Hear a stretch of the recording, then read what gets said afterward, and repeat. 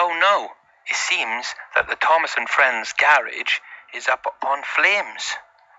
How has that happened? I think it's time to wake up Thomas, Percy, and James to tell them that the garage is on fire. Quick, guys, get out. And Thomas said, we can't. We got coal engines. It takes us at least 5 or 10 minutes to get up to temperature. So Thomas and Friends were stuck in the garage, and the garage was on fire. But Percy said, let's phone Fireman Sam and Peppa Pig to see if they can rescue us. So meanwhile, at the Pontypandy... Yes, almighty evil one! That's him! That's the clown we've been waiting for! Yes. Have the gall.